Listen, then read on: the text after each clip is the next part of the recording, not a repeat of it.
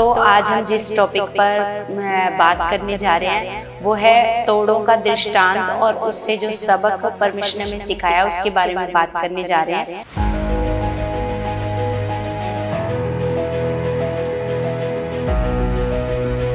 तो परमेश्वर के हम वचनों से सीखते हैं कि जो तोड़ों का दृष्टांत है वो हमें क्या सिखा रहा है।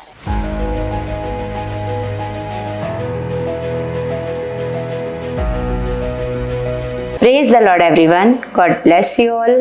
परमेश्वर आप सबको बहुत सारी बरकतें आशीषें मसीह में दे चुके हैं। सर्वशक्तिमान जीवित पिता परमेश्वर और उसकी पवित्र हजूरी का हम धन्यवाद करते हैं। परमेश्वर हमारे बीच में मौजूद है कलीसिया। तो आज हम जिस टॉपिक पर बात करने जा रहे हैं वो है तोड़ों का दृष्टांत और उससे जो सबक परमेश्वर ने हमें सिखाया उसके बारे में बात करने जा रहे हैं। तो परमेश्वर के हम वचनों से सीखते हैं कि जो तोड़ों का दृष्टांत है वो हमें क्या सिखा रहा है। तो सच में कलीसिया, सबसे पहले जो तोड़ों का दृष्टांत है, जो परमेश्वर के वचन में तोड़ों का दृष्टांत दिया गया है, जो तोड़ों का दृष्टांत है उसको प्रतिभाओं का दृष्टांत भी कहा गया है, जिसमें एक स्वामी क्या करता है, अपने सेवकों को अलग अलग मात्रा में तोड़े दे करके और वो खुद यात्रा पर निकल जाता है। और जब वो लौटता है तो उन सेवकों से हिसाब मांगता है।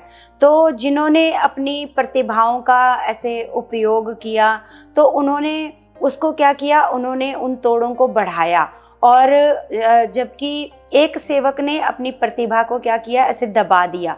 और ये दृष्टांत ये बताता है कि हमें परमेश्वर के द्वारा दिए गए, जो परमेश्वर ने हमें उपहार दिए हैं, तो उसका हमें क्या करना है, उपयोग करना है और उन्हें हमें क्या करना है, ऐसे बढ़ाना है। ये जो दृष्टांत है हमें ये सिखा रहा है कलीसिया, जो भी परमेश्वर हमें गिफ्ट दे रहा है, हमें परमेश्वर आत्मिक गिफ्ट दे रहा है, उन गिफ्ट को क्या करना है, उनको आलस में गंवाना नहीं है। आलस में, जैसे हम एक सेवक के बारे में देखते हैं, वो आलसी था, उसने क्या किया, उसने कहा कि मैंने इसको क्या कर दिया, बांध के रख दिया।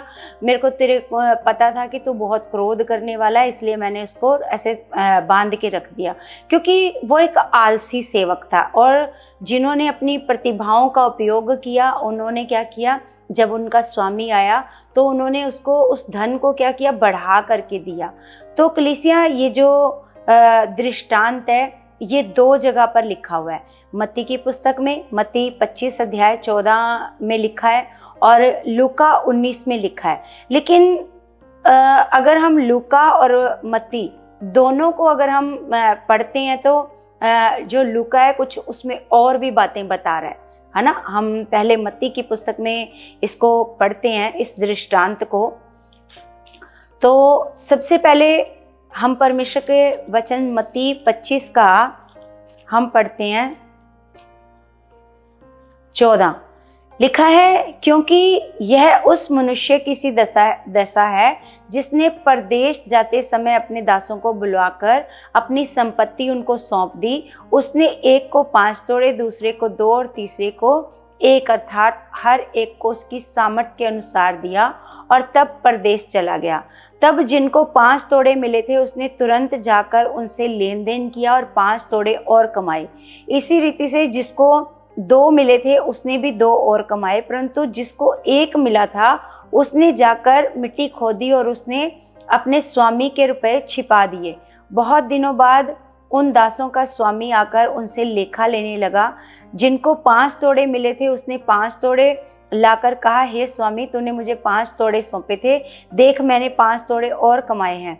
उसके स्वामी ने उससे कहा, धन्य है हे अच्छे और विश्वास योग्य दास, तू थोड़े में विश्वास योग्य रहा, मैं तुझे बहुत वस्तुओं का अधिकारी बनाऊंगा।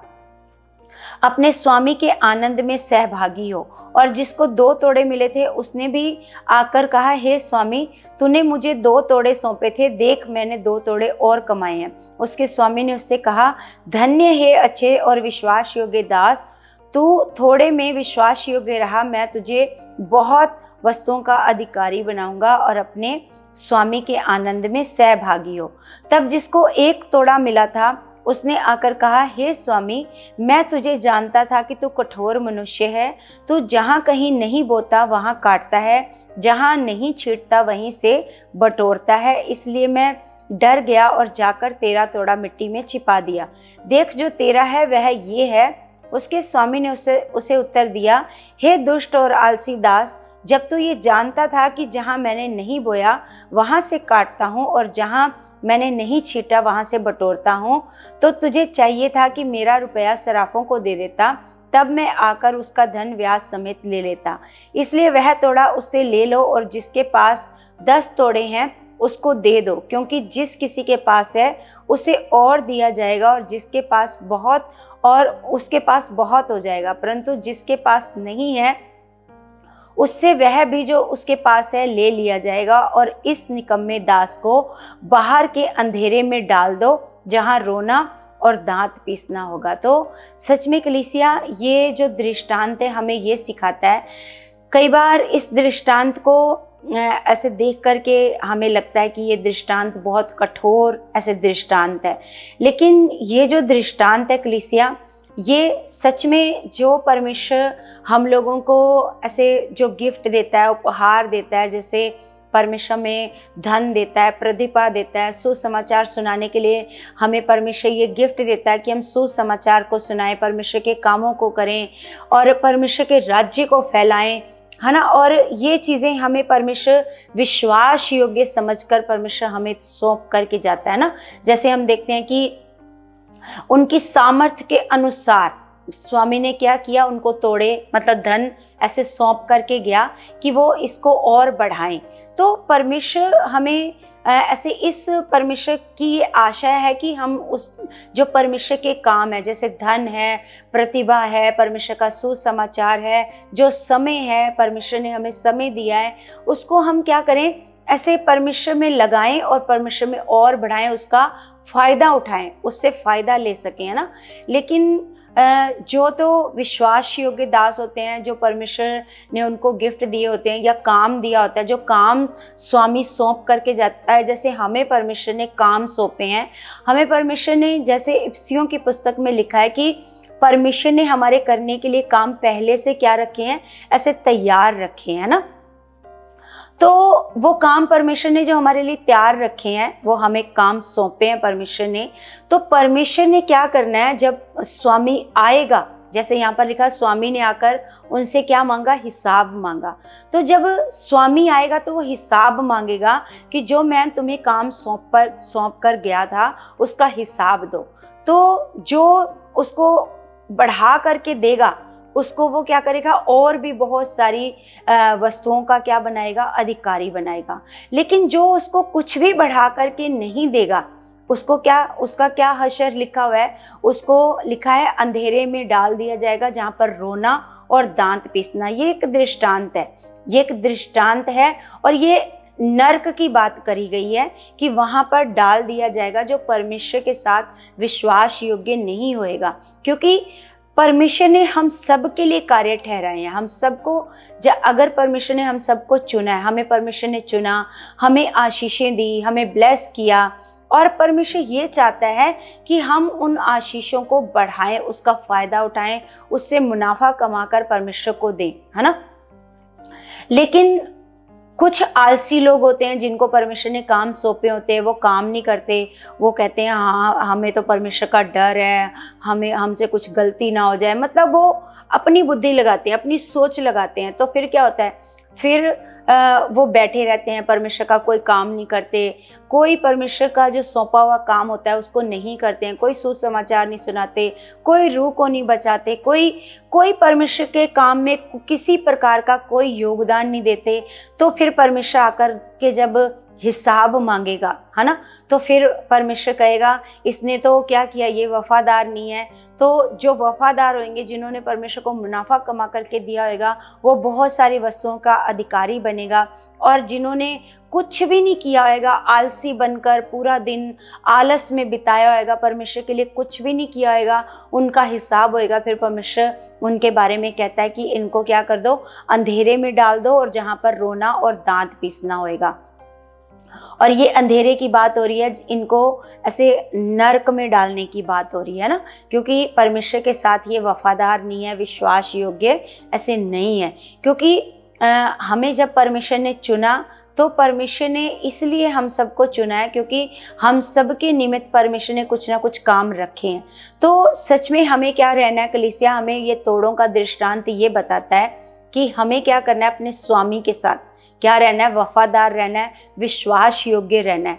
ये हमारा स्वामी हमारे प्रभु यीशु मसीह जाते जाते प्रभु यीशु मसीह मत्ती की पुस्तक में बोल करके गए कि तुमने अब क्या करना है, जाओ जा करके सारी जातियों में क्या करो, सुसमाचार का प्रचार करो, सारी जातियों को क्या करो, ऐसे चेला बनाओ। हमें जाते जाते ये काम सौंप करके, जैसे जैसे ये स्वामी अपने चेलों को ऐसे तोड़े सौंप करके गया, संपत्ति सौंप करके गया, तो उसी प्रकार हमारा प्रभु यीशु मसीह ऐसे स्वर्ग जाते जाते हम लोगों को अपनी रूहों को सौंप करके गया कि जाओ इनको जा करके सुसमाचार सुनाओ और इनको जा करके क्या बनाओ, चेला बनाओ।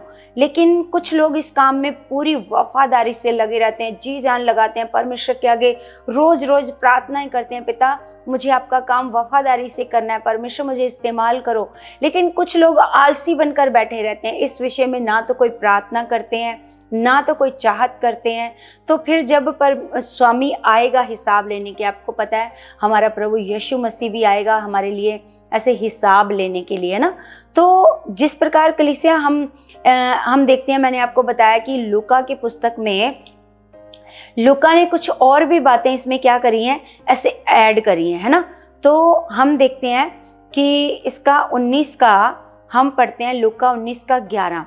तो इसमें यहाँ पर लिखा है कि जब ये बातें सुन रहे थे तो उसने एक दृष्टांत कहा, इसलिए कि वह यरूशलेम के निकट था और वे समझते थे कि परमेश्वर का राज्य अभी प्रकट होने वाला है। अतः उसने कहा, एक धनी मनुष्य दूर देश को चला ताकि राजपद लौट कर आए। यहाँ पर हम देखते हैं कि ये जो स्वामी है एक धनी व्यक्ति है, यहाँ पर धनी व्यक्ति की बात की है। तो ये किस लिए जा रहा है, ऐसे राजा बनने के लिए, मतलब राजपद लेने के लिए ऐसे जा रहा है, राजपद पाकर लौट आए, ये राजा बनने के लिए जा रहा है। तो आगे हम देखते हैं कि उसने अपने दासों में से 10 को बुलाकर उन्हें 10 मोहरें दी और उनसे कहा, मेरे लौट आने तक लेन देन करना। परंतु उसके नगर के रहने वाले उससे बैर रखते थे और उसके पीछे दूतों के द्वारा कहला भेजा, हम नहीं चाहते कि ये हम पर राज्य करे। तो हम देखते हैं कि लूका इस दृष्टांत के बारे में और भी अच्छे तरीके से बता रहा है। ये साफ साफ बता रहा है प्रभु यीशु मसीह के बारे में कि वो राजा का पद लेने के लिए क्या कर रहा है, ऐसे जा रहा है। और कुछ लोग हैं, देखो यहाँ पर लिखा है, परंतु उसके नगर के रहने वाले, है ना, लिखा है उससे बैर रखते थे। हम जानते हैं कि इस यहाँ के लोग क्या करते हैं, प्रभु यीशु मसीह से क्या करते हैं, बैर रखते हैं, क्योंकि शैतान क्या करता है, उनके बीच में काम करता है और वो कह रहे हैं कि हम नहीं चाहते कि ये हमारे ऊपर क्या करे, राज्य करे। तो ये भी मतलब लूका और भी अच्छे तरीके से बता रहा है कि जैसे ये लोग चाहते हैं कि ये नहीं चाहते कि वो आकर के वो धनी व्यक्ति राजा का पद पाकर जब आए तो वो इनके ऊपर क्या करे, राज्य करे, है ना। तो वो नहीं चाहेंगे कभी भी कि ये जिनको ये मोहरें सौंप करके गया है ये उनसे फायदा कमाकर परमेश्वर को दे। वो कभी नहीं चाहेंगे, वो कभी नहीं चाहेंगे कि वो राजा बनकर आए और हमारे ऊपर क्या करे, राज्य करे। तो ये दृष्टांत हमें बता रहा है साफ साफ परमेश्वर के राज्य के बारे में। जब प्रभु यीशु मसीह आएंगे तो जैसे जो दुष्ट के लोग हैं, दुष्ट की सेना है ना, वो कभी नहीं चाहेंगे कि जो परमेश्वर हमें काम सौंप करके गया है हम उस काम को वफादारी से करें और उसको मुनाफा कमा करके, मतलब जब प्रभु यीशु मसीह आए तो उनको उसको मुनाफा कमा करके दें। यानी जो काम प्रभु यीशु मसीह सौंप करके गए थे हम लोगों को, है ना। हम लोगों को जो काम सौंप करके गए थे, शैतान और उसकी सेना कभी नहीं चाहेगी कि हम उस काम को पूरी विश्वास योग्यता के साथ करें। तो वो क्या करेगा, हर संभव कोशिश करेंगे, शैतान की सेना, दुष्ट, ये संभव कोशिश करेंगे कि हम उससे कभी भी मुनाफा ना कमाएं, या फिर हम कभी भी परमेश्वर के लोगों को सुसमाचार ना सुनाएं और ना परमेश्वर के लोगों को बचाएं, ना उन लोगों को परमेश्वर के राज्य के योग्य बनाएं। ये वो लोग चाहेंगे, है ना। लेकिन हम यहाँ पर एक बात और देखते हैं कि यहाँ पर लास्ट में लिखा है, यहाँ पर लास्ट में लिखा है कि परंतु मेरे बैरियों को जो नहीं चाहते थे कि मैं उन पर राज्य करूं, उनको यहाँ लाकर मेरे सामने घात करो। हम देखते हैं लूका जो क्या है और भी अच्छे तरीके से इस बात को गहराई से बता रहा है कि जो उसके बैरी थे वो नहीं चाहते थे कि वो राज्य करे, उनके ऊपर राज्य करे। तो प्रभु यीशु मसीह कहता है कि उनको मेरे सामने ला करके क्या करो, घात करो। क्योंकि हम देखते हैं कि जब दोबारा प्रभु यीशु मसीह आएंगे तो अब वो न्याय के लिए आएंगे, न्याय करने के लिए आएंगे। तो ये जो तोड़ों का दृष्टांत है कलीसिया, सच में हम लोगों को सिखा रहा है कि शैतान और उसकी सेना हर कोशिश करेंगे कि हम परमेश्वर के कार्य को वफादारी से या विश्वास योग्यता के साथ ना करें। लेकिन अगर हम नहीं करते हैं तो हमसे हिसाब मांगेगा हमारा प्रभु यीशु मसीह। हमने एक दिन हिसाब देना है इन सारे कामों का। तो अगर जो लोग आज आलसी बन के बैठे हैं उनका क्या हश्र होएगा, उनका जो क्या हश्र होएगा, ये परमेश्वर का वचन हम लोगों को बता रहा है। तोड़ों का दृष्टांत हम लोगों को ये बता रहा है। तो सच में कलीसिया, हम लोगों को इस तोड़ों के दृष्टांत से सीखना है कि हमें परमेश्वर विश्वास योग्य समझकर, प्रभु यीशु मसीह जब स्वर्ग को जाने लगे तो प्रभु यीशु मसीह ने विश्वास योग्य समझकर हम लोगों को काम सौंपा कि जाओ सारी जातियों में जाकर सुसमाचार का प्रचार करो और क्या करो, सारी जातियों को जाकर के चेला बनाओ। तो ये जो हमें विश्वास योग्य समझकर प्रभु यीशु मसीह ने हमें ये कार्य सौंपा है, तो प्रभु यीशु मसीह ये चाहते हैं कि हम उसको वफादारी से करें। लेकिन नेगेटिविटी, शैतान कभी नहीं चाहेगा कि हम उसको वफादारी से करें। तो सच में कलीसिया, हम लोगों को परमेश्वर के साथ वफादार रहना है, क्योंकि हम जानते हैं कि हमारा परमेश्वर आकर के हम लोगों से क्या लेगा, ऐसे हिसाब लेगा। तो सच में परमेश्वर हम लोगों को हर वचन के द्वारा, क्योंकि परमेश्वर का हर एक वचन हमें सिखाता है, हमें परमेश्वर के साथ और विश्वास योग्य बनाने में हमारी मदद करता है। हर एक वचन हम लोगों को आगे बढ़ाता है, आत्मा में चलना सिखाता है। क्योंकि जब जब हम परमेश्वर के पवित्र वचनों को पढ़ते हैं कलीसिया, तब हम और उत्साहित होते हैं और परमेश्वर के करीब जाते हैं और अपने आप को वफादार बनाने के लिए डिसीजन लेते हैं। तो सच में कलीसिया, मेरा ये विश्वास है आज का ये जो वचन खुदावंद ने मुझे दिया है वो सच में आपके लिए भी बड़ी आशीष का, बरकत का कारण बन चुका है। और मेरा विश्वास है आज का वचन सुन करके आप अपने मन को फिराओगे, आज से अपने जीवन में आलस को नहीं रहने दोगे, अपने जीवन से आलस को ख़त्म करोगे और अपने आप को परमेश्वर के साथ विश्वास योग्य बनाकर परमेश्वर का काम पूरी वफादारी से करोगे। प्रार्थना में बढ़ोगे और कहोगे, परमेश्वर पिता, जो काम तूने मुझे दिया है पिता परमेश्वर, उस काम के मैं योग्य बनूं। और परमेश्वर, आप मेरे द्वारा बहुत सारी लाखों रूहों को आप बचा चुके हो पिता, मुझे सुसमाचार के काम में इस्तेमाल कर, मेरे लिए सुसमाचार सुनाने के मार्ग खोल दे, द्वार खोल दे, रास्तों को खोल दे मेरे परमेश्वर। जब आप प्रार्थना करोगे, क्योंकि परमेश्वर का वचन कहता है मांगो तो तुम्हें दिया जाएगा, हमें परमेश्वर देगा। अगर हम मांगेंगे खुदा से तो परमेश्वर हमारे लिए रास्तों को खोलेगा, वो द्वार खोलेगा। परमेश्वर उन लोगों तक हम लोगों को लेकर के जाएगा जो सच में परमेश्वर की बाट जो रहे हैं, जो परमेश्वर का वचन सुनेंगे और उनको मानेंगे और तुरंत अपने मन को फिराएंगे और परमेश्वर की ओर चलेंगे। ऐसे लोग इंतज़ार कर रहे हैं कलीसिया, बस हमें परमेश्वर से मांगना है और उन लोगों तक पहुँचना है। और मेरा विश्वास है आज का वचन आपको बहुत सारी आशीष और बहुत सारी बरकत दे चुका है यीशु मसीह के नाम से, और बहुत सारे आप परमेश्वर के साथ विश्वास योग्य बन चुके हैं, ऐसा मैं विश्वास करती हूँ।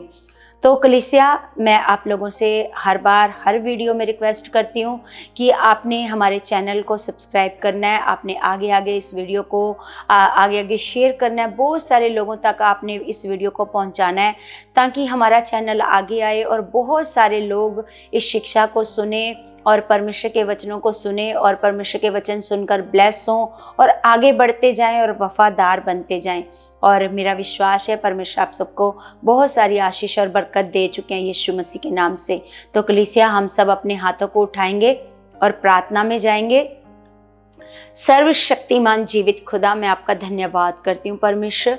आप महान पिता हो, आप सर्वशक्तिमान पिता हो, आप जीवित खुदा हो मेरे पिता परमेश्वर। आप हमारे बीच में मौजूद हो मेरे खुदावन, मेरे महान पिता परमेश्वर। मैं पिता तेरे सारे बच्चों के लिए दुआ करती हूँ पिता, जितने लोग इस वीडियो को देखते हैं सुनते हैं परमेश्वर, मैं उन सब के लिए दुआ करती हूँ, प्रार्थना करती हूँ पिता। उन सबको तेरे हाथ में सौंपती हूँ परमेश्वर।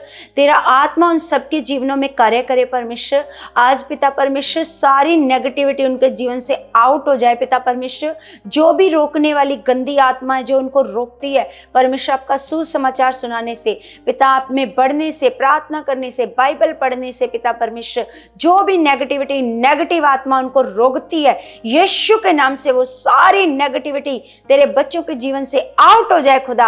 आज ये आजाद हो जाए पिता परमेश्वर और खुदा आप में बढ़े परमेश्वर। सुसमाचार को बढ़ चढ़ कर फैलाएं पिता, आप में बढ़े, वचनों को पढ़ें परमेश्वर, प्रार्थना में बढ़े पिता। मैं विश्वास करती हूँ खुदावंद आप हमारे बीच में हो खुदावंद पिता परमेश्वर जी। इनको परमेश्वर आप बुद्धि समझ ज्ञान से परिपूर्ण कर चुके पिता परमेश्वर। सच में खुदावंद जो भी इनके जीवन में परेशानियां है, दुख है, कलेश है, हालात हैं जिनमें शैतान ने इनको फंसा करके रखा है ताकि ये कभी भी परमेश्वर के कामों को वफादारी से ना कर सके, अपनी ही परेशानियों में फंसे रहें, वो सारी परेशानियां, सारे हालात आज यीशु नासरी के नाम से इनके जीवनों से आउट हो जाए, आउट हो जाए। मैं इसी वक्त परमेश्वर की सामर्थ को इनके ऊपर रिलीज करती हूँ खुदावंद पिता परमेश्वर। मैं विश्वास करती हूँ आज से खुदावंद ये आजाद है सारे हालातों से, बीमारियों से, परेशानियों से, कलेशों से, तंगियों से खुदावंद आपने इन्हें आजाद किया है पिता। मैं तेरे बच्चों को ब्लेस करती हूँ यीशु के नाम से, इन्हें आशीष देती हूँ पिता। जो जो वीडियो को सुनते हैं पिता परमेश्वर, जो जो पिता परमेश्वर आप मन को फिराते हैं पिता परमेश्वर, आप उन्हें बहुत सारा ब्लेस कर चुके हो, बहुत सारा अपने कामों में बढ़ा चुके हो। मैं विश्वास करती हूँ खुदावंद आपने हमारी एक एक प्रार्थना का उत्तर दे दिया है यीशु मसीह के नाम से। आमीन, आमीन। सबको जय मसीह की, जय मसीह की।